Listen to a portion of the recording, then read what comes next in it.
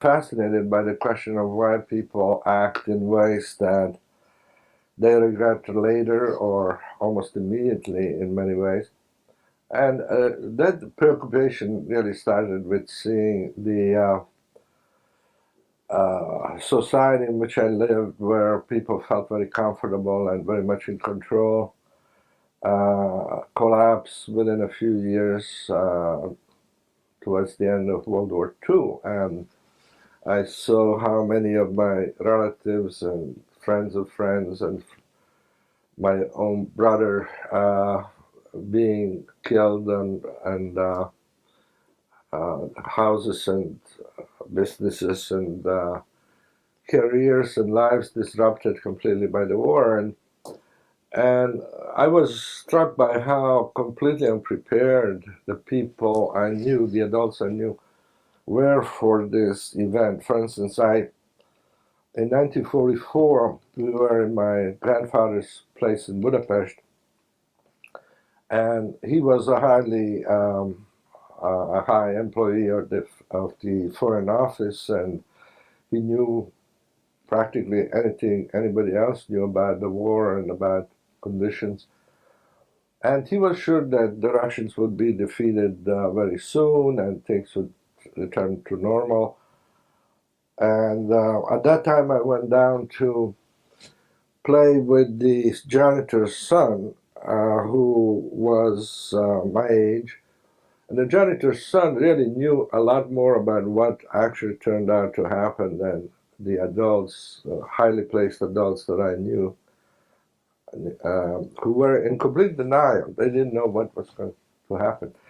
So that kind of experience got me interested in understanding how people end up living lives that are either based on faulty assumptions or on denial, versus lives which are in touch with reality and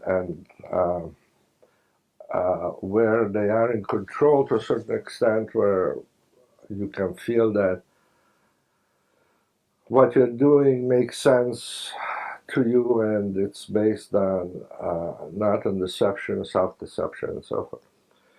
So that led me, after trying to do things in religion, philosophy, arts, literature. I wrote for newspapers. I worked in institutions that had this very traditional wisdom embedded in them, sometimes in Europe.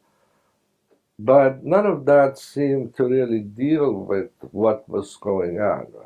It all assumed certain things about people which I had reason to suspect were wrong. That is, they had to, they were based on ideology or certain, if nothing else, on matters of taste and philosophy, if not ideology. But they weren't really in touch with what I experienced life to be. So that drove me into psychology, and that kind of question that I started out with is still behind the work I do.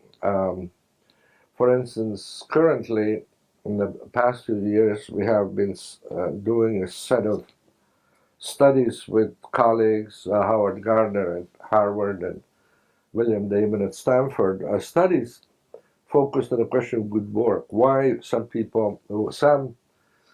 professions are able to or allow or stimulate people to do work that is both excellent in terms of the traditions of the particular profession, and also good in the sense that it's helpful to society and ethically responsible.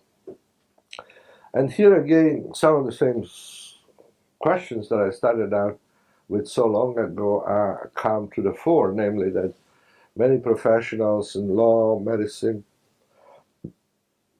science, even higher education, um, live in a kind of a world of make-believe in many ways, where they think that what they do is right, and yet when you see the consequences and you see how other people outside of that sphere of interest group perceive that work, they don't feel that it's good at all. And so that,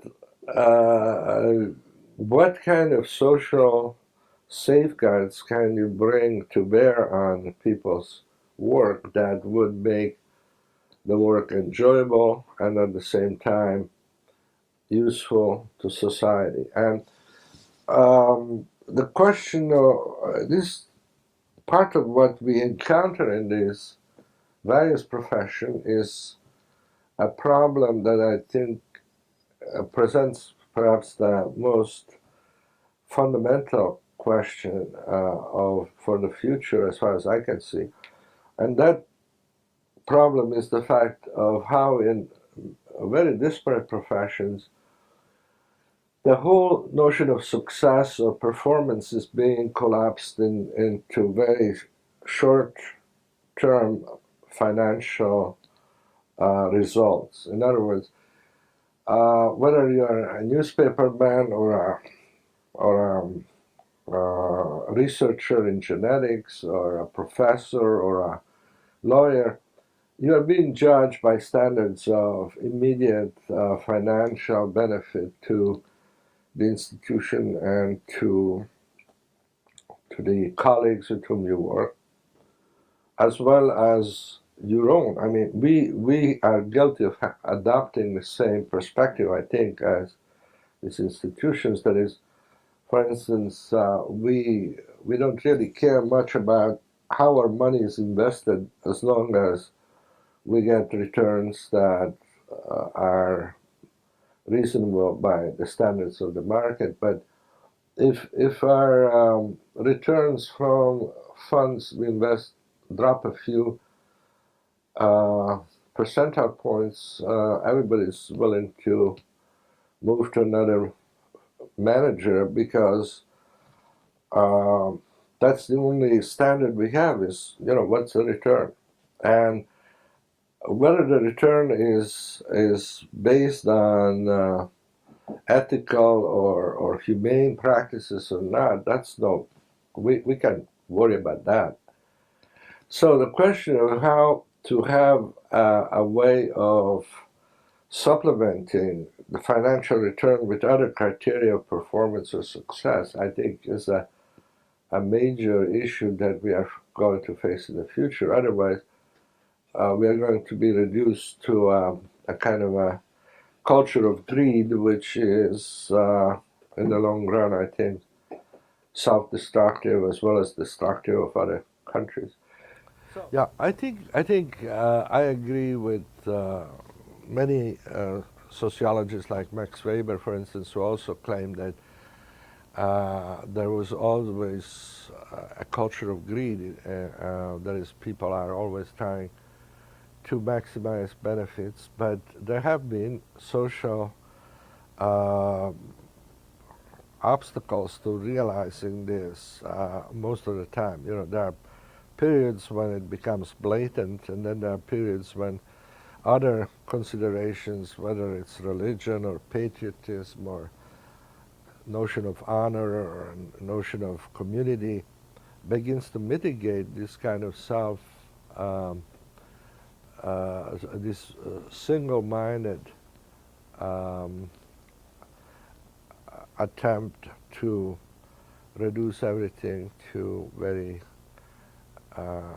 to a single kind of currency, financial currency. So, no, I think human nature, whatever that is, but human nature hasn't changed that much in the past few 100,000 years. But what can be changed is the culture in which these humans act and the kind of social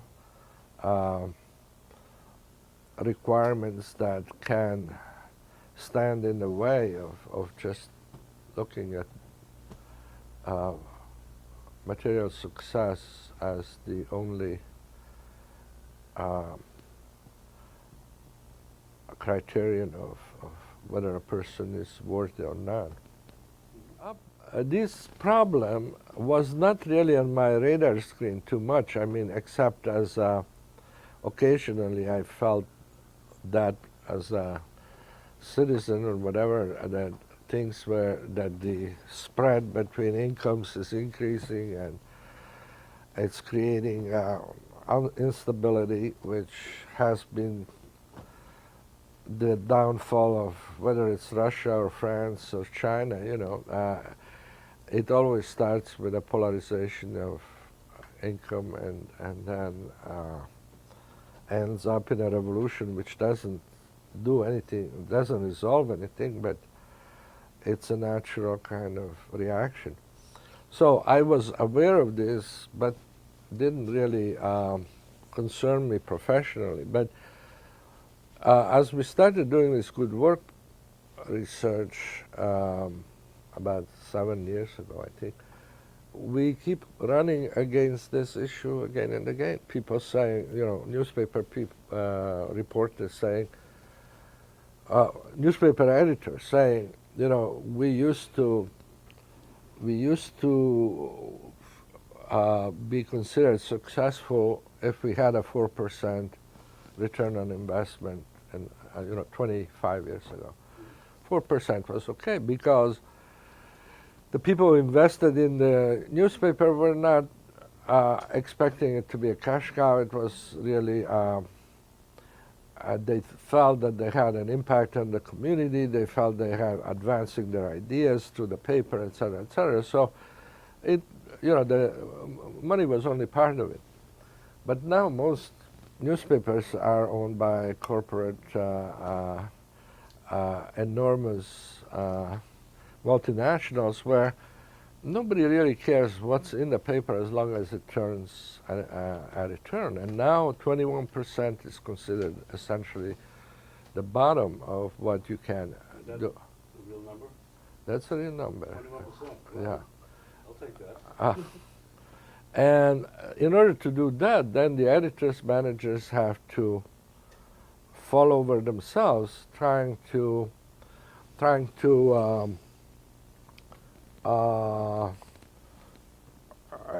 you have all these weird things like you can make only 2 long-distance calls per 4 inches of text that you're writing or something, And some papers have these kind of things, and others are not even try to make long-distance calls. You just turn to whoever feeds you information, you print. So this is what happens in the media. No, I think this story could be multiplied by 1,000-fold, and it reaches up to places like medical research, genetic research, where the same issues are at work.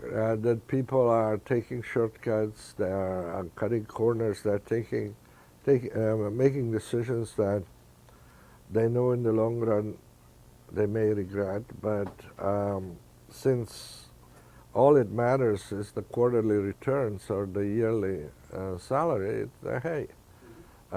So what's missing here, it seems to me, is some kind of at least an alternative. I see in the past people could feel rewarded by being essentially good citizens, upstanding citizens in their community. They could be rewarded by having a large family where they played a role, by being by feeling that somehow, even though they're not succeeding this world, they will be happy in the next world, etc. So there were alternatives. Many of these were essentially self-deceptions too, but they were kind of taking the brunt away from this just single goal that is becoming so pervasive. So it's we need, I think, to develop something else that would get people to feel that what they're doing is meaningful, and hopefully not something deceptive, but something not deceptive, like believing that the good Lord is going to reward you for being poor or something. No, possessions can be really draining of energy in so many ways. I mean, the more things you own, the more preoccupations you have. It's true, and some to know what is the problem is that most people don't see what else they can do. I mean, they have no goal beyond material comfort and extravagant spending. There was this book written in the, I guess, late 60s by a Swedish economist who then became president of Sweden for a while, Stephen, oh gosh, but anyway, it was called The Harried Leisure Class, and he had this beautiful set of formula that predicted how expensive you have to be in your leisure time if you want to make your time worth of what you could make in the same period of time. In other words, if on the average you make $1,000 an hour, you would feel cheated in your free time if you didn't spend $1,000, because it means that you were underutilizing your free time. And at first it sounds counterintuitive, but he's showing how people are driven to higher and higher and more crazy expenses because in order to balance their income during the same period with the expense when they're free. And it's kind of a trap that I think a lot of people fall into. Well, I think the kind of stuff I've been, since the publication of The Evolving Self, which was, I think, 93, or about 10, 11 years ago, I've been more and more concerned about the possibility of making people realize that whatever they do is, in a way, shaping the future and shaping what is going to be in the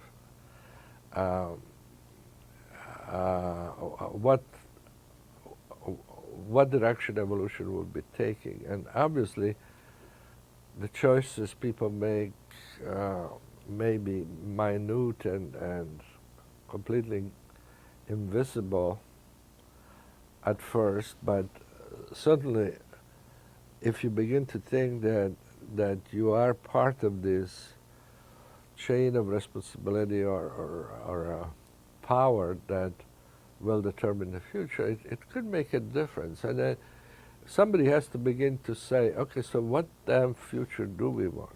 What is it that we are really getting to? And for some people, this is very immediate. I mean, the human genetic people we talk to and interview, they have to face that very soon. I mean, what kind of designer babies are they going to make? They are at one end of the decision making, but they deal with genes. Then there are those of us who deal with memes, and the kind of memes we develop also will impact the way people think in the future. So I mean how we change genes and memes are obviously implicated in the shape of the future. But then, I mean, even the cab driver or the person working in a factory outlet can influence whether this is going to be a more civil or a less civil society. And if we cleared up the goals, what makes people's life happy? What makes people really happy and feeling that their life is not wasted? If we clarify those issues, and began to develop some form of either recognition or see, you don't want to control. I mean, Giuliani tried to do that here, right? So that's one way of doing it, and maybe some of that is needed, but it's not the way to do it. Obviously, you have to do a positive. You have to develop some kind of positive goals goals to which the people like us abide by too, not just for the hoi polloi.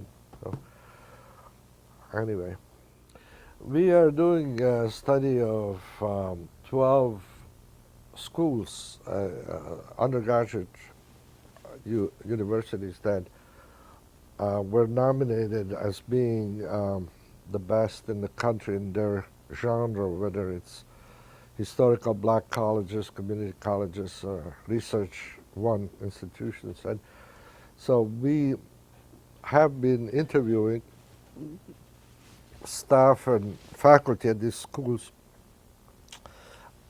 who were in turn nominated internally. That is, we wrote to 10% of the faculty, let's say University A, and asked them, who made your school so good that it's nominated to be one of the best? And so we got hundreds of nominations from each school. This person runs the cafeteria that is so good that people just love to be here. Or this professor who is world famous for doing literary criticism, whatever. So then we interviewed those 10 of the people who have been nominated as being instrumental in making the school so good. And we asked them what they feel they want to accomplish in undergraduate education, what the new challenges are that they see coming, and what obstacles they see, etc. And then now we are interviewing the students to see whether their perceptions, how their perceptions match with the gatekeepers at the institutions they learn.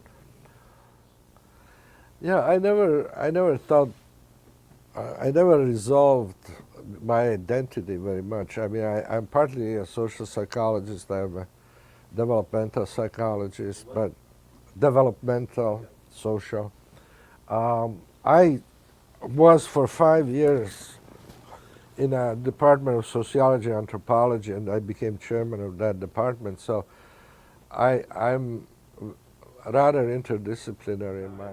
Yeah, for instance, this study I just mentioned of the best universities, we have about 120 interviews, which are very long, which I or usually my staff of graduate students do the interviews, and then these are transcribed, put in a computer. The transcripts are analyzed by software like Nudist or some other software where you can say, I want to hear every time the person talks about creativity or about jobs or about money or whatever, and then you can begin to parse the interview into sections, and you can begin to code those sections, and we have numeric numbers. For instance, how often is this person mentioning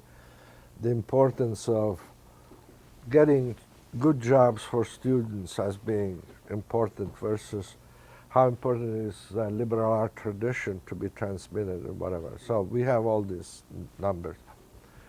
And then so we have essentially two ways of doing it. One is quantitative, where we show bar graphs or whatever of how important certain elements of education are in different schools and by different types of teachers and so forth. So the quantitative, you can analyze statistically and come up with some conclusions. And then there is a lot of qualitative data where you can use quotes and interpret quotes from the people you interview. So that's one thing. But we are doing very quantitative studies. For instance, one of my students who is now writing up a series of articles based on a study of chess games on the internet. There he got 100 chess players who play regularly on the internet to agree to fill out online series of questions about the game they just played. Because chess players have very good ways of assessing the skill in chess is a 4-digit number that describes your skill, which changes with every game. It's like tennis rating or whatever.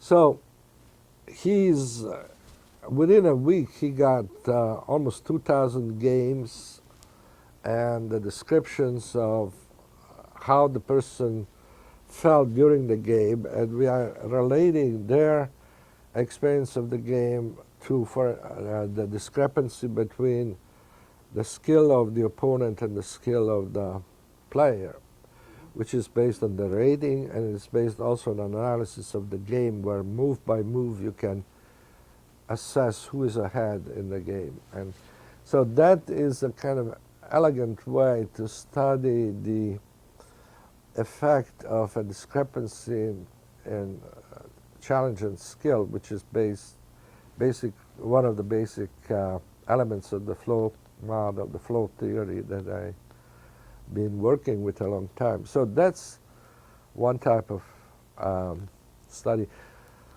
much more quantitative, much more analytic. Another project that we just finished, and actually this is done by some of my students, but it's a very intriguing study, which I started, but they are writing up. Here we identified 3 of the leading geneticists in the country. We interviewed them. Then we interviewed 3 of their major students who are also geneticists. And then we interviewed 4 of the students of each of these 9 second levels. So we have 3 generations of geneticists in 3 different lineages. And we're trying to see how the ideas and knowledge and values are being transmitted from one generation to the other. So in a sense, it's an attempt to do for memes what we do now so easily for genes. That is, what memes, what ideas and basic ways of looking at the world are being transmitted from one generation to the other. And that's going to be a good book. Yeah, what we're working with is not as clean cut as what you usually find in a laboratory or but it's very interesting because, for instance, this chess thing on the internet is almost as controlled as you could do it in a lab, except here it's real because these people would play anyway. I mean, they're playing, and the only difference is that they fill out this thing at the end. But we don't force them into these situations because in labs, unfortunately, human behavior gets very often distorted completely by the setting, And so what you learn in the lab is elegant, but doesn't transfer to reality. Whereas I'm trying to always keep as close to what people are actually doing in normal life rather than force them into a lab to do that. The work that I'm best known for, of course, is the flow model, the flow theory, the studies of flow experience. The book Flow now, it's been, I guess, the 20th translation in 20th language after 14 years, I guess, that it's been out.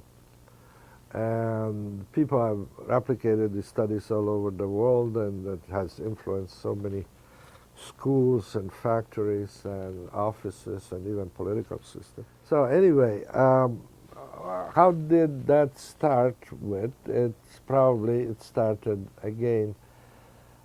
If I were to try to go back to the origins, I think, in a sense, it probably started in